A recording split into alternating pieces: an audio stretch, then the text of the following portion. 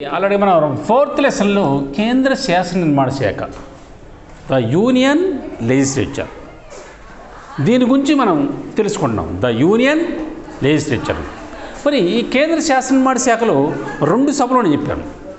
ఒకటి లోక్సభ, రెండోది రాజ్యసభ. లోక్సభలో ఉన్న సభ్యుల సంఖ్య 545 మంది, రాజ్యసభలో ఉన్న సభ్యుల సంఖ్య 250 మంది. ఓకేనా? మరి ఆల్రెడీగా నిన్న మొన్న క్లాసులో మనం ఈ కేంద్ర శాసన నిర్మాణ శాఖ లేక పార్లమెంటు యొక్క అధికార విధుల గురించి తెలుసుకోవడం అనేది జరిగింది అన్నమాట. మరి ఈరోజు లోక్సభ స్పీకర్ అధికారాల విధులు, పవర్స్ అండ్ ఫంక్షన్స్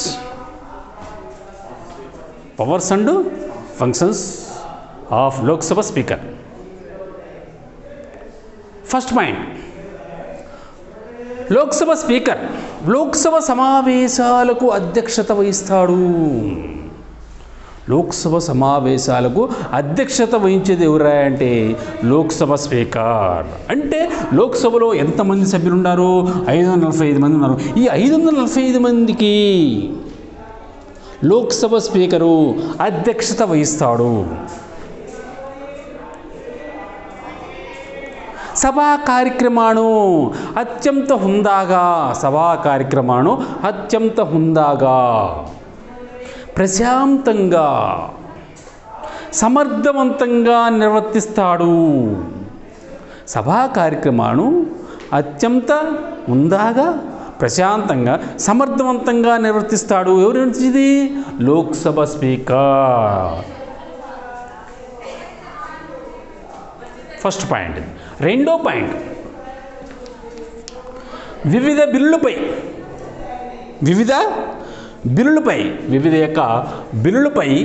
రెండో పాయింట్ చూడండి జాగ్రత్తగా. వివిధ బిల్లులపై అధికార ప్రతిపక్ష సభ్యులు ప్రసంగించటానికి తగిన సమయం కేటాయించి బిల్లుపై ఓటింగ్ నిర్వహించి ఫలితాలను ప్రకటిస్తాడు. మరి భారతదేశంలో అనేకమైన బిల్లులు ఉంటాయి. ఆ బిల్లులు చట్టంగా మార్చుకోవాలి. ప్రజలకు కావాల్సిన అంశాలు చాలా ఉంటాయి. ప్రజా సమస్యలు ఉంటాయి, దేశ సమస్యలు ఉంటాయి, ప్రజలకు ఇబ్బందులు ఉంటాయి. ఇవన్నీ తొలగిపోవాలంటే, ప్రజలు సుఖంగా జీవించాలన్నా, దేశం సురక్షితంగా ఉండాలన్నా, దేశిక ప్రతిష్టలు గౌరవం పెరగాలంటే అనేకమైన బిల్లులు తీసుకురావాలి లోక్సభలో. ఈ బిల్లుపై అధికార పార్టీ వాడు, ప్రతిపక్ష పార్టీ వాడు మాట్లాడటానికి అవకాశం ఇస్తాడు. ఎవరు అవకాశం ఇచ్చేది? స్పీకర్. ఆ బిల్లు యొక్క అభిప్రాయం ఏందని ఆ అభిప్రాయం గురించి చెప్పాలి మేము. మరి అధికార పార్టీ వాళ్ళు, ప్రతిపక్ష పార్టీ వాడు అంటే సుమారుగా 545 మంది. ఈ 545 మంది మరి వివిధ పార్టీ వాళ్ళు ఉంటారన్నమాట. ఆ బిల్లు గురించి ప్రసంగించిన తర్వాత, వాళ్ళ అభిప్రాయం చెప్పిన తర్వాత ఆ బిల్లుపై ఓటింగ్ నిర్వహించి ఫలితాలను ప్రకటిస్తాడు అన్నమాట. ఓటింగ్ నిర్వహించినప్పుడు ఏంటంటే బిల్లుకు అనుకూలంగా ఓట్లు పడవచ్చు, బిల్లుకి వ్యతిరేకంగా ఓట్లు. బిల్లుకు అనుకూలంగా ఎక్కువ ఓట్లు పడ్డాయనుకోండి, బిల్లు పాస్ అయిపోద్ది. బిల్లుకు వ్యతిరేకంగా ఎక్కువ ఓట్లు పడ్డాయనుకోండి, బిల్లు వీగిపోద్ది. ఓకేనా? అది మెయిన్. వివిధ బిల్లుపై అధికార ప్రతిపక్ష సభ్యులు, ఆ పార్టీ వాళ్ళు ప్రసంగించటానికి తగిన సమయం కేటాయిస్తాడు. ఎవరు కేటాయించేది? లోక్సభ స్పీకర్. ప్రసంగించిన తర్వాత ఆ బిల్లుపై ఓటింగ్ నిర్వహించి ఫలితాలను ప్రకటిస్తాడు. నెక్స్ట్ మూడో పాయింట్, లోక్సభలో బిల్లు ఆమోదం పొందిన తర్వాత రాజ్యసభకు పంపుతాడు. ఎవరు పంపేది? లోక్సభ స్పీకర్. లోక్సభలో బిల్లు ఆమోదం పొందిన తర్వాత రాజ్యసభకు పంపుతాడు. రాజ్యసభలో కూడా బిల్లు ఆమోదం పొందిన తర్వాత పార్లమెంట్ ఆమోదం పొందినట్లు సర్టిఫై చేసి రాష్ట్రపతి పరిశీలనకు పంపుతాడు. అంటే లోక్సభ ఆమోదం పొందిన తర్వాత బిల్లు ఎక్కడికి పంపిస్తారు? రాజ్యసభ పంపుతాడు. రాజ్యసభలో కూడా బిల్లు పాస్ అయిన తర్వాత, ఆమోదం పొందిన తర్వాత ఏంటి, పార్లమెంట్ ఆమోదం పొందినట్టు, పార్లమెంట్ ఆమోదం అంటే రెండు సభలు ఉంటాయిగా, లోక్సభ, రాజ్యసభ. పార్లమెంట్ ఆమోదం పొందినట్టు సర్టిఫై చేసి రాష్ట్రపతి యొక్క పరిశీలన కోసం పంపుతాడు. అంటే ఏదైనా ఒక బిల్లు పాస్ కావాలంటే లోక్సభలో బిల్లు పాస్ కావాలి, రాజ్యసభలో బిల్లు పాస్ కావాలి, రాష్ట్రపతి యొక్క అభిప్రాయం లేక అతని యొక్క సంతకం కావాలి, అప్పుడే బిల్లు పాస్ అయింది. అంటే 3 యొక్క ప్రాసెస్ జరిగిపోతుంది. లోక్సభలో బిల్లు పాస్ కావాలి, రాజ్యసభలో బిల్లు పాస్ కావాలి, రాష్ట్రపతి ఆమోద ముద్ర కావాలన్నమాట. ఓకేనా? నెక్స్ట్ 4వ పాయింట్, సభ్యుల యొక్క హక్కులను, సభలో ఉన్న లోక్సభలో ఉన్న సభ్యుల యొక్క హక్కులను, సభా గౌరవాన్ని, సభ్యుల యొక్క హక్కులను, సభా గౌరవాన్ని రక్షించి కాపాడే బాధ్యత చర్యలు తీసుకుంటాడు. సభ్యుల యొక్క హక్కులను, సభా గౌరవాన్ని రక్షించి కాపాడే చర్యలు తీసుకుంటాడు. వాళ్ళ ప్రతిష్టకు ఇబ్బంది లేకుండా ఉంటాం. అంటే సభ్యుల యొక్క గౌరవాన్ని, సభ్యుల యొక్క హక్కులను, సభా గౌరవాన్ని, ప్రతిష్టను కాపాడే చర్యలు తీసుకొని ప్రభుత్వం ప్రతిపక్ష పట్ల సమదృష్టిని అదే విధంగా నిష్పక్షపాతంగా వ్యవహరిస్తాడు. సభ్యుల హక్కులు కాపాడుతాడు, సభా గౌరవాన్ని కాపాడుతాడు, ఆ ప్రతిష్టను కాపాడుకుంటాడు. ఎవరు? లోక్సభ స్పీకర్. కాపాడిన తర్వాత ప్రభుత్వం పట్ల ప్రతిపక్షం పట్ల సమదృష్టిని ఇద్దరికి 2 యొక్క పార్టీల వాళ్ళకి సమన్యాయం చేస్తారు. ఏదన్నా ప్రసంగించాలన్నా, బిల్లు గురించి మాట్లాడన్నా ఇద్దరికి అవకాశాలు ఇస్తాడు. అంటే అక్కడ ఉన్న యొక్క పార్టీల వాళ్ళకి అవకాశం ఇస్తాడు. అధికార పార్టీ వాళ్ళకి అవకాశం ఇస్తాడు, ప్రతిపక్ష పార్టీ వాళ్ళకి అవకాశం ఇస్తాడు కూడా. ఎలాంటి మరి పక్షపాతం లేకుండా నిష్పక్షపాతంగా వ్యవహరిస్తాడు. అది ఇచ్చిన మీ పాయింట్ మెయిన్. సభ్యుల యొక్క హక్కులను, సభా గౌరవాన్ని, ప్రతిష్టలను కాపాడే బాధ్యత చర్యలు తీసుకుంటాడు. ప్రభుత్వం ప్రతిపక్షం పట్ల సమదృష్టిని, నిష్పక్షపాతంగా వ్యవహరిస్తాడు. ఎన్నో పాయింట్ ఇది? 4th point. 5th పాయింట్, ఏదైనా ఒక బిల్లు ఆర్థిక బిల్లు అవునా కాదా అనే అంశాన్ని నిర్ణయించే విశేష అధికారం ఒక్క లోక్సభ స్పీకర్కే ఉంటుంది. ఏదైనా బిల్లు ఆర్థిక బిల్లు అవునా కాదా అనే అంశాన్ని నిర్ణయించే విశేషమైన అధికారాన్ని స్పీకర్ కలిగి ఉంటాడు. ఆయన నిర్ణయించాలి. అనేకమైన బిల్లు వస్తుంది, ఇది ఆర్థిక బిల్లా కాదా చెప్పే అధికారం ఎవరు కూడది? స్పీకర్ కూడదు. ఆ లోక్సభలో సభ్యులు ఉంటుందా? లోక్సభ సభ్యులు ఎంతమంది? 545 మంది. 545 మందికి ఉంటుందా? ఉండదు. స్పీకర్కి ఉండదు. ఏదైనా బిల్లు విషయంలో అది ఆర్థిక బిల్లు అవునా కాదనే అంశాన్ని నిర్ణయించే విశేషమైన అధికారాన్ని ఎవరు కూడది? లోక్సభ స్పీకర్కి అనేది ఉంటుంది. మనం నెక్స్ట్ 6వ పాయింట్, సభలో సభ్యుల కోరం విషయాన్ని నిర్ధారించే అధికారము లోక్సభ స్పీకర్కి ఉంటుంది. సభలో సభ్యుల కోరం విషయాన్ని నిర్ధారించే అధికారం ఎవరు కూడది? స్పీకర్ కూడది. సభలో ఈ కోరం గురించి తెలుసుకుందాం. లోక్సభకి ఆయన అధ్యక్షత వహిస్తారు కనుక మొత్తం లోక్సభలో ఎంతమంది? 545 మంది ఉన్నారు. అంటే 545 మంది హాజరు కావాలి. ఈ యొక్క 545 మందిలో కనీసం లోక్సభ సమావేశాలు స్పీకర్ నిర్వహించాలంటే 1/10 వంతు 545లో 1/10 వంతు మంది సభ్యులు హాజరు కావాలి. లోక్సభ సమావేశాలు నిర్వహించాలంటే ఎంతమందిరా? 1/10 వంతు అన్నమాట. ఇది సంఖ్యపరంగా చూస్తే సుమారుగా 55 మంది. ఎంతమందిరా? 545లో మినిమం 55 మంది.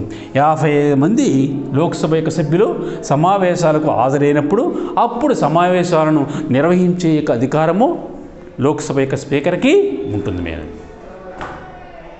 దాన్ని ఏమంటాము? కోరం అంటాం. ఏమంటుంది? కోరం.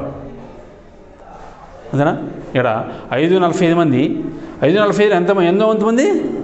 మినిమం 10వ వంతు మంది. ఎంతమందిరా? 10వ వంతు మంది. మరి 10వ వంతు మంది అంటే 545లో మరి సంఖ్యాపరంగా చూస్తే ఎంత మనకి? 55 మంది. అంతేనా?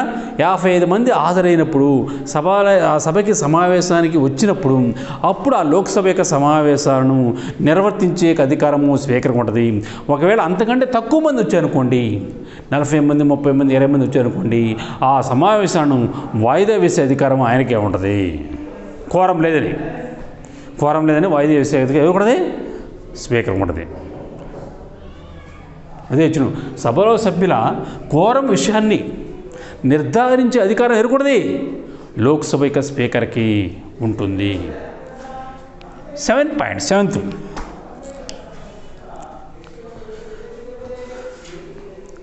పార్లమెంటు ఉభయ సభల యొక్క సంయుక్త సమావేశానికి అధ్యక్షత వహిస్తాడు స్పీకర్. పార్లమెంటు ఉభయ సభల యొక్క సంయుక్త సమావేశం ఉన్నాయి. పార్లమెంటు ఉభయ సభలు అంటే పార్లమెంట్లో 2 సభలు ఉండి, లోక్సభ ఇంకోటిని రాజ్యసభ. పార్లమెంటు ఉభయ సభల యొక్క సంయుక్త సమావేశానికి అధ్యక్షత వహిస్తాడు. లోక్సభ, రాజ్యసభ. లోక్సభలో ఎంతమంది? 545 మంది. రాజ్యసభలో 250 మంది. మొత్తం ఎంతమంది? 795 మెయిన్. అంటే 795 ఏదైనా ఒక బిల్లు విషయంలో మరి ఉభయ సభల సంయుక్త సమావేశం జరిగినప్పుడు దానికి అధ్యక్షత వహించేది ఏంటి? చైర్మన్గా అధ్యక్షత వహించేది. చైర్మన్గా ఉండేది ఎవరంటే లోక్సభ స్పీకర్ కూడా అధ్యక్షత వహించేది. నేను 795 మందికి మరి అధ్యక్షత వహిస్తున్నమాట. నెక్స్ట్ 8వ పాయింట్, నూతన సభ్యుల ధృవీకరణ పత్రాలను స్వీకరిస్తాడు. నూతన సభ్యుల యొక్క ధృవీకరణ పత్రాలు స్వీకరిస్తాడు. అదేవిధంగా సభ్యుల యొక్క రాజీనామాను స్వీకరిస్తాడు. నూతన సభ్యుల ధృవీకరణ పత్రం అంటే ఏంది? ప్రతి 5 సంవత్సరాలకు ఒకసారి లోక్సభ యొక్క ఎన్నికలు జరగాలి, అవును కదా? మరి కొత్తగా ఎన్నికవుతారు 545 మంది. కొత్త మంది మొత్తం ఏంటి? ఈ కొత్తగా ఎన్నుకున్నప్పుడు ఏంటంటే వాళ్ళకి సర్టిఫికేట్ ఇవ్వాలి. ఎవరు సర్టిఫికేట్ ఇవ్వాలి? ఎన్నికల అధికారి ఇవ్వాలి. ఇతను లోక్సభ సభ్యుడిగా గెలవడం జరిగింది పలానా స్థానం నుంచి ఏంటి, మరి ఇతను ఇక్కడ నుంచి లోక్సభ యొక్క సభ్యుడు అని ఎన్నికల అధికారి ఒక సర్టిఫికేట్ ఇవ్వాలి. దాన్ని ఏమంటాము? ధృవీకరణ పత్రం. ఈ ధృవీకరణ పత్రాన్ని ఆ లోక్సభ సభ్యుడు ఏం చేయాలి? ఆ లోక్సభలో ఉన్న యొక్క స్పీకర్కి అందజేయాలి. అదే ఇచ్చిన పాయింట్. నూతన సభ్యుల ధృవీకరణ యొక్క పత్రాలను స్వీకరిస్తాడు. ఎవరు స్వీకరించేది? లోక్సభ స్పీకర్. అదేవిధంగా కొంతమంది యొక్క మరి సభ్యులు రాజీనామా చేయొచ్చు, లేక 5 సంవత్సరాలు పూర్తి కావచ్చు. ఆ రాజీనామా చేసిన ఉంటారు. సహజంగా రాజీనామా చేసిన సభ్యుల చేత మరి రాజీనామా యొక్క సభ్యులు రాజీనామా చేస్తాగా రాజీనామా యొక్క సభ్యుల యొక్క రాజీనామాను కూడా స్వీకరిస్తాడు ఆయన. రాజీనామా యొక్క పత్రం ఉంటాయి కదా, ఆ పత్రాలను తీసుకుంటారు అన్నమాట. అంటే నూతన యొక్క సభ్యులు ధృవీకరణ పత్రాన్ని స్వీకరిస్తాడు, సభ్యుల యొక్క రాజీనామాను కూడా స్వీకరిస్తాడు అన్నమాట. నెక్స్ట్ 9వ పాయింట్, ఏదైనా ఒక బిల్లు విషయంలో సభలో సభ్యులు అభిప్రాయ భేదం ఏర్పడితే, ఏదైనా ఒక బిల్లు విషయంలో సభలో, ఏ సభలో? లోక్సభలో సభ్యుల మధ్య అభిప్రాయ భేదం తలెత్తితే అప్పుడు స్పీకరు తన కాస్టింగ్ ఓటుని వినియోగించుకొని బిల్లు భవితవ్యాన్ని నిర్ణయిస్తాడు. అంటే ఇక్కడ అర్థం ఏంటంటే, సపోజ్ మనకి ఇక్కడ మొత్తం 540 మంది పాల్గొన్నారు అనుకుందాం. మనం లోక్సభలో 540 మంది పాల్గొన్నారు. 540 మంది పాల్గొన్నప్పుడు ఏంటంటే 270 అంతేనా? 540 270ని అన్నట్టుగా 270 540 సరిపోయింది. 270 మంది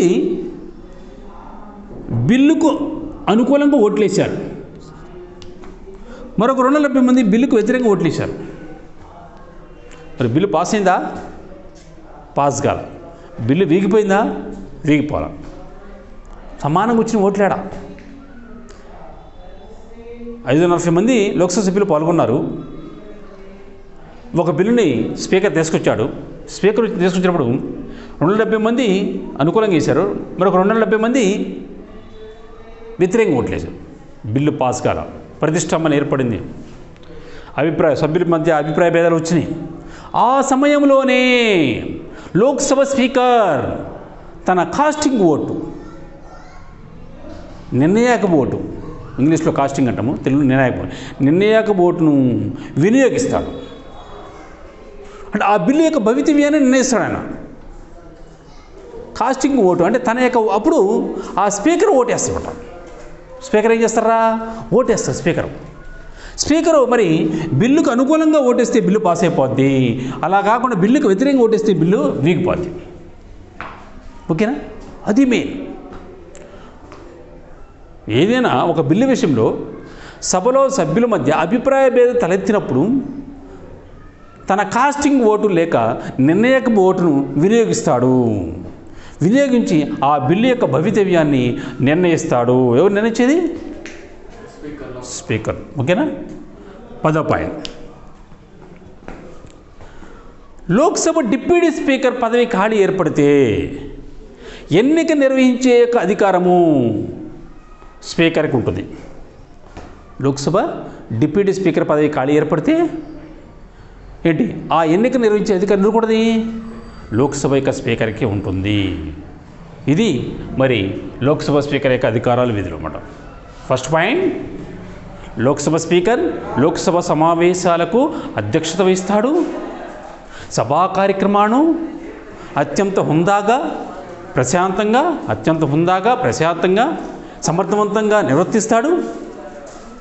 రెండో పాయింట్, వివిధ బిల్లుపై అధికార ప్రతిపక్ష యొక్క సభ్యులు ప్రసంగించడానికి తగిన సమయాన్ని కేటాయించి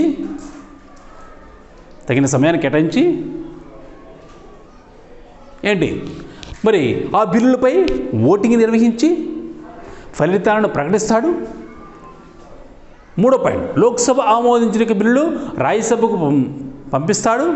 రాజ్యసభ ఆమోదం పొందిన తరువాత పార్లమెంటు ఆమోదం పొందినట్లు సర్టిఫై చేసి రాష్ట్రపతి పరిశీలనకు పంపుతాడు. ఫోర్త్ పాయింట్, సభ్యుల యొక్క హక్కులను, సభలో ఉన్న సభ్యుల యొక్క హక్కులను, సభా గౌరవాన్ని, ప్రతిష్టలను కాపాడి చర్యలు తీసుకుంటాడు.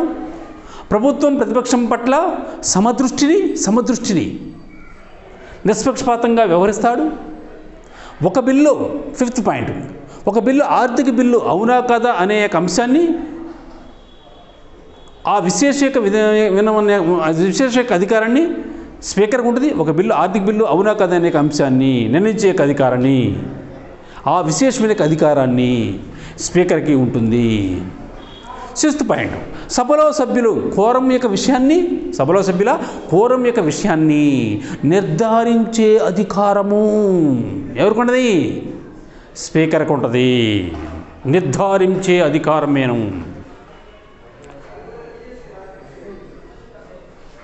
నెక్స్ట్ సెవెంత్ పాయింట్, పార్లమెంటు ఉభయ సభల యొక్క సంయుక్త సమావేశానికి అధ్యక్షత వహిస్తాడు.